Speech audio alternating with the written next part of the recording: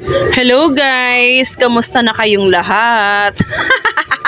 Anong ganap natin ngayong araw dyan? Ha? Anong mga kaganapan natin sa buhay? So ngayon ito na nga, pakita ko lang tong video na to na napakatagal nang na-imbak sa gallery ko. Yeah, order pa sa atin to nung January pa. Di ba? Umabot na ng 3 buwan, nandirito pa rin sa aking gallery at ngayon ko lang siya ma-edit. Ayan, medyo naputol tuloy yung pagre-record or pag-voice over natin kasi si Atina nangungulit. O, di ba kapag meron ka talaga mga toddler? Diba? Hindi maiiwasan talaga, kukulit-kulitin ka, pero ganun talaga, enjoy lang natin hanggat maliit pa sila kasi pag naglakihan na yan, ako, mamimiss natin yung mga ganyang kakulitan. So, eto na nga, pa-flex ko lang to mga in-order sa atin ni Madam na napaka mabait na talagang customer ko na to. Na actually, repeat order na to si Ma'am at referral to. At shout out kay CC Ice.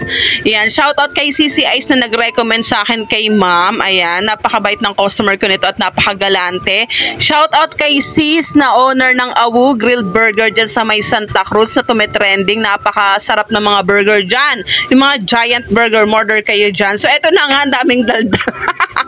Pakita ko lang tong ating full fondant to, guys, na Choco Moist cake na ang team nito, obvious naman, di ba? Lego.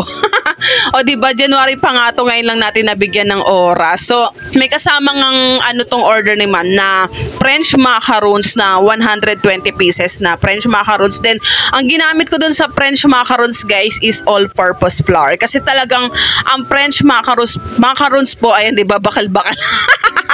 Ang talagang legit na ginagamit dyan is almond flour. Pero alam nyo naman, pag almond flour, napakamahal po. Nasa 700 siya per kilo. Depende pa yan yung talagang pinong-pinong almond flour or yung medyo parang ano lang. Basta yun na yun. So dahil nga 'di ba, kaya naman natin siyang gawa ng paraan basta mukhang French macarons pa rin, all-purpose flour nga yung ginamit natin dito. So medyo pasok pa rin naman sir, ginamit ni Madam yun for giveaway kasi naman talaga napakaganda naman din kasi talagang pang giveaway ng mga ganong French macaron. Nakakasyala.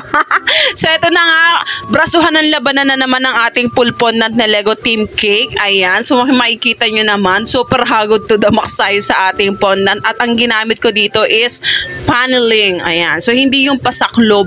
Paneling to, guys, kasi meron kasi siyang sa ibabaw. Yung parang ikakat mo yung front at saka yung top para maglagay doon ng mga blocks, ng Lego blocks. So, ayan ang ginagamit ko nga pala para masukat yung ating cake. Yung diameter niya is tape measure. Pero, syempre, exclusively for cake lang yan. Ugasan nyo at linisin yung bago nyo idikit-dikit sa mga cake. Diba? Ganun naman dapat. Diba?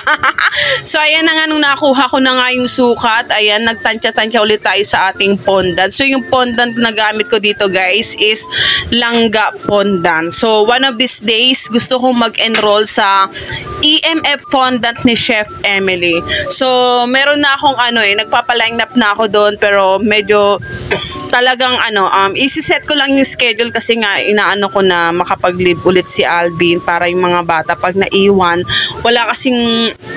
Wala talaga akong mapag-iwanan sa mga anak ko mag-aasikaso para yung whole day mo, yung one whole day mo na Pero ganun talaga.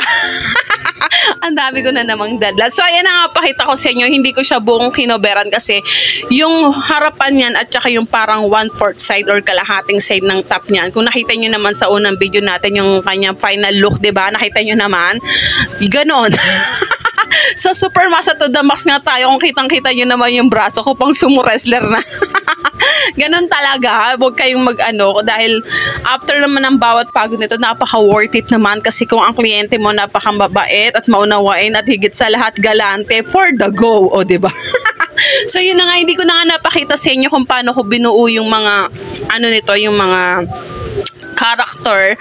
Actually, may mga molder naman yan na nabibili. Pero pwede naman kayong mag-manual na gumawa. So, ayan na nga, paneling na nga. Ang daming daldal. Yung ibabaw nga niya is 8 to 8 yung size nito. Nagsukat lang ako sa cake pan, then binakat. Then, ayan, idikit-dikit lang natin siya ng tubig. Tubig lang din yung ginagamit natin pandikit dyan. Ayan, then kinat ko na ng pa-triangle yung ibabaw para dyan na natin ilalapat yung mga yung mga blocks niya, yung Lego blocks, ika nga. So, ganyan talaga colorful yung Lego. Alam niyo naman si Lego, talagang different kind of colors yan. Kaya dapat ma-achieve natin kung ano yung nasa inspo ni ma'am. Kung hindi man ganun ka 100%, ganun naman, hindi naman talaga totally natin 100% yung nakukuha. Pero kahit medyo similarity na ano man lang, yung within the look naman kung ano yung inspo, ganun naman. Wag naman yung hindi naman yung katulad nung may na-share ako nung nakaraan, yung parang ano ba yun, yung buhaya ba yun, o butik. Ano ba yan? Hindi ko na matandaan. Basta i-share ko na lang dito. I-screenshot ko dito after nitong voice record ko. So, ayan na nga. Ilabas ko na yung iba't ibang kulay ng ating Lego, diba? So, talagang kulayan nyo yan ahead of time para naman hindi kayo maggahol-gahol at hindi malate. Actually, itong ano na to, super advanced kasi binukto sa akin ni ma'am na overlook niya is January 7, then January 10 pala. Pero okay lang kasi ang 3 days tinagal yung fondant ko sa chiller, talagang kinover up ko na siya. Doon nag-moist siya, pero after that, nung nilabas ko siya, okay pa rin yung cake. At ang kagandahan nga nun, lalong nag-set yung chocolate moist cake natin sa loob. Pero yun lang talaga, expected mo na ang fondant natin magmo-moist, pero kaya pa naman yun. Gawaan ng paraan kasi i-tissue lang natin yung mga moist niya. Pero hindi siya ganun ka-moist na moist kasi nakabalot na rin to nung nirep ko siya. O diba, ang daming dalda. So, yun na nga, inisa-isa na nga natin yung mga kulay na mga blocks na ilalagay natin dyan. Ididikit-dikit lang natin. O, diba? So, talagang brasuhan ng labanan. Then, yung inuna ko talaga ditong iayos is yung French macarons kasi medyo mabusisi din si French macarons. Talagang yung paggawa nun siguro isa-separate video ko na lang. Isi-share ko rin sa inyo kung paano ko siya na-achieve. Actually, trial and error at maraming ingredients ang nasayang ako doon. Pero okay lang ganun talaga. Ginusto ko yan, panindigan mo. Ayan, actually nung una takot ako mag-fondant, pero nung may mga nagtiwala na sa akin na gumawa ng fondant, na unti-unti ko na siyang natutunan. Syempre yung panonood din sa mga chef na magagaling na. Alam niyo, nakakatulong din talaga yung hindi lang talaga workshop o sa pag-aaral, yung panonood din ng mga kapwa mo baker na kung saan ka na-i-inspired or ina-idolize. Gaya ko, yan din po ang aking purpose at natutuwa ako na meron ako mga na-inspired na mga friend ko, kapitbahay ko, mga batchmate ko na anuhan na rin nilang mag-bake at saka yung mga nagtatanong sila sa akin. Then ako willing ako mag-share ng mga techniques kasi hindi ko yan ipagdadamot sa inyo guys. Ituturo ko sa inyo yung mga diskarte na natutunan ko lang din. Ayan, willing ako yan. 1 PM away lang po sa mga inspiring baker na gaya ko. Ako 4 years na ako sa industry na to at I'm so glad na itong talentong ito ay talagang ipinagdasal ko sa Lord kasi employee po ako before. Ayan, sabihin ko lang sa inyo, dati po akong employee na for 15 years, grabe. Hindi ko ma-imagine na talaga iba pala yung magiging plano sa atin ng Lord, diba? Dito niya pala tayo ibabagsak. So, ayan na nga, sa kadaldalan ko natapos na, hindi na natin napakita ng buo kasi parang napuno na yung aking gallery nung time na to. Talagang napakahaba ng video na to, guys. So, ayan lang, ganun lang naman. At least napakita ko sa inyo yung proseso, yung pagbabalot, yung pagmamasa, at yung paggagawa ng mga ganyang blocks na Lego. Talagang mano-mano yan guys. So meron siyang kasamang 24 pieces cupcakes at 100 I think 40 pieces to na na French macaron. So I'm so thankful sa sisi ko na to, sa mga repeat order at mga nagtitiwala sa akin ng sobra-sobra na mula umpisa hanggang dulo na nanatiling nandyan. Thankful po ako sa inyong lahat. Maraming salamat po sa inyo at nakakataba po ng puso yung mga support ng pinagkakalob nyo sa akin. Kayo rin po ang inspirasyon ko para lalo din po akong matuto sa mga lapses ko, sa mga pagkukulang ko. Ayan, sa mga higit na nakakaunawa.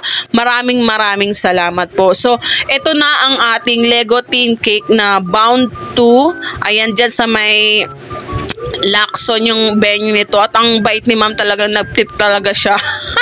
Actually, nahirapan ako mag-book ng Grab na to ng araw na yon, kaya talagang tricycle, pero good thing naman nakaabot kami kasi wala pa namang ganong bisita at mga caterer pa lang naman yung nandoon sa venue. At ayan na nga, ito na nga yung kanilang venue. So thank you so much Sisi sa pagtitiwala. Sana another transaction ulit tayo at wag po kayong magsasawa. God bless everyone. Ingat po tayong lagi at maraming salamat po. Bye-bye!